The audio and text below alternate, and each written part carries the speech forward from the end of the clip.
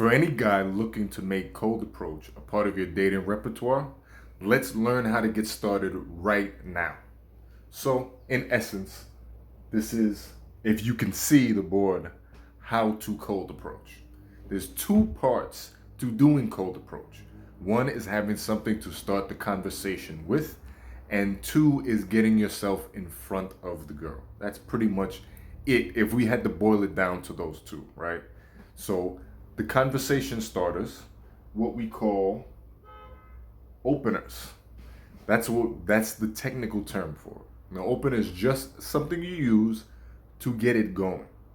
And this varies depending on the context you find yourself in, right?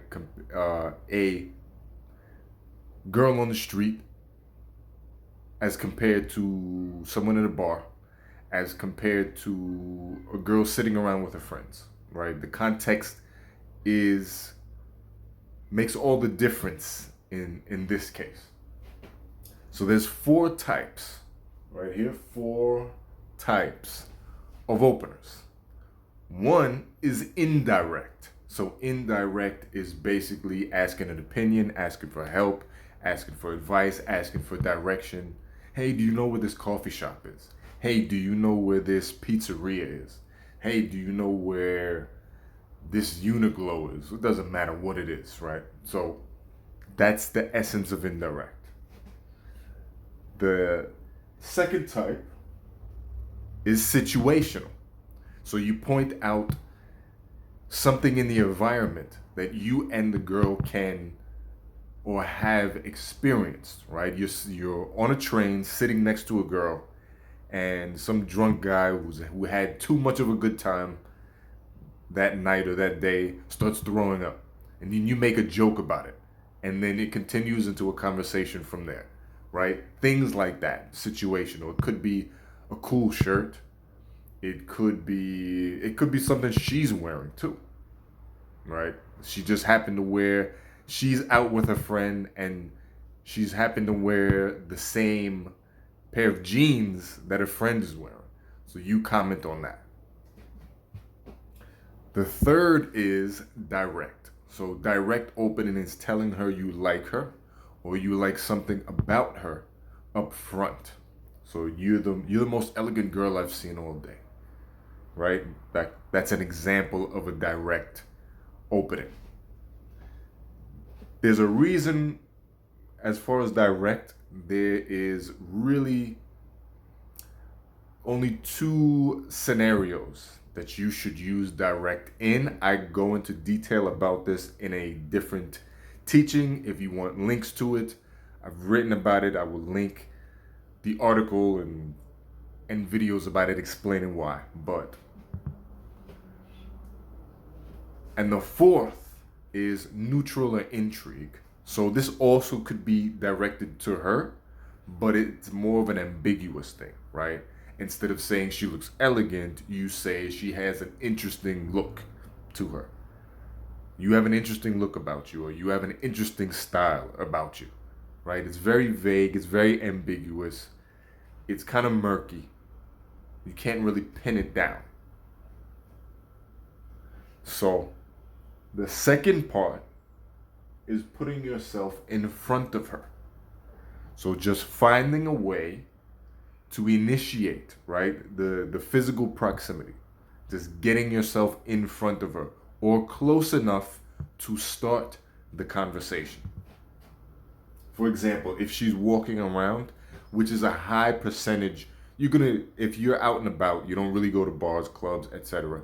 This is going to happen a lot, right? Just girls walking about, you're gonna see them, you're gonna want to jump in. So that's a very high percentage thing. You probably should figure out an opener and a method of approach in that type of scenario, in that type of situation. But for that example, continuing on that example, we could do a front stop.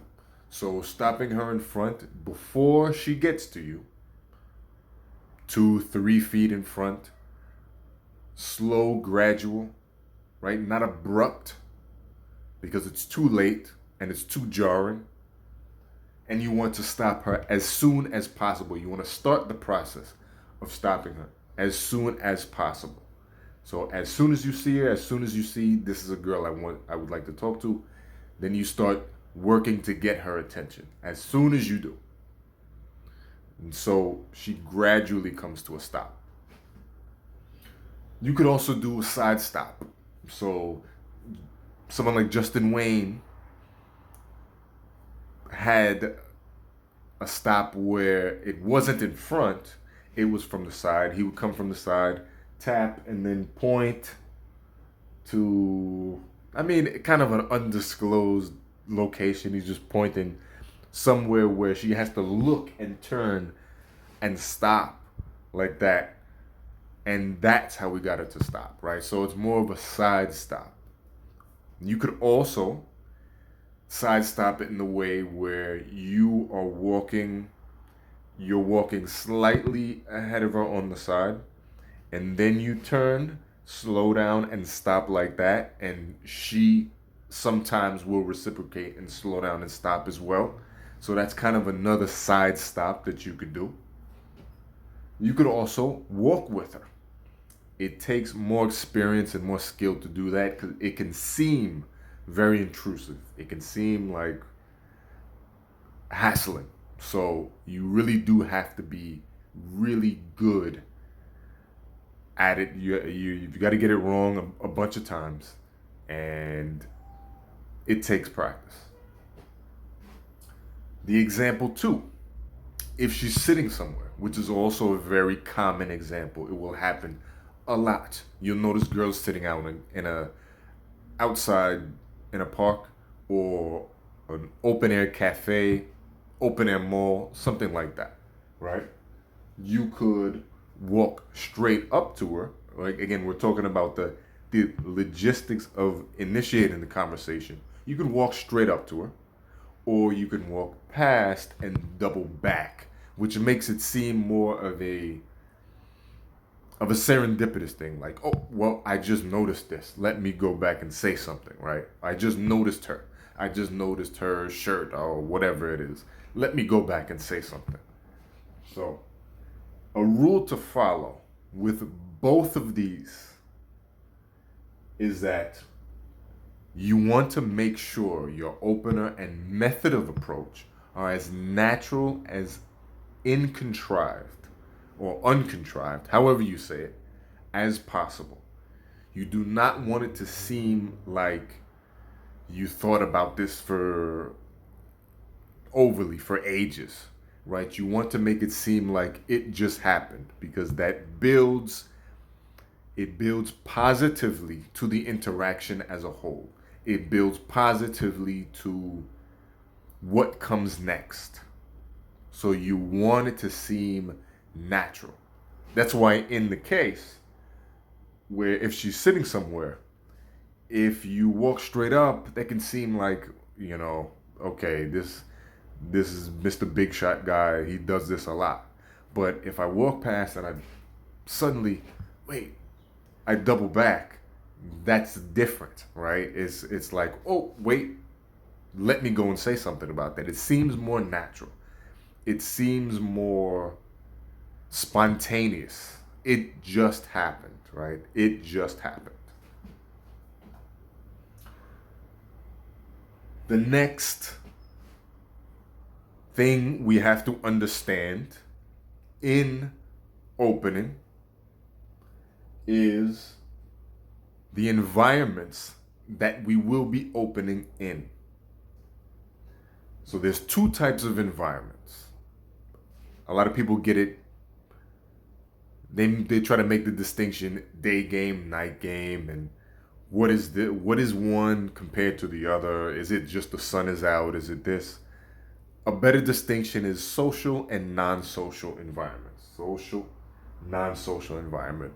A social environment, bar, club, lounge, party, even during the day, right? Because in, let's say, someplace like Miami has day clubs and day parties, right? That would still be, someone would say, well, that's not night game. Someone would say, that's not night game, right? but it is a social environment. So because it's a social environment, you have to you have to work with that, right? You have to work with the environment. You see here, non-social environments. So street, cafe, bookstore, store, restaurant, public transport, anywhere where people do not usually go to socialize. And your approach, the type of approach that you come about, your opener and your method of approach has to match that environment specifically, right? Because in a social environment, people go there to socialize. So it's good for you to just be friendly in general, for you to assume familiarity, for you to assume friendliness, friendship, so to speak. And that helps your approach come off much better.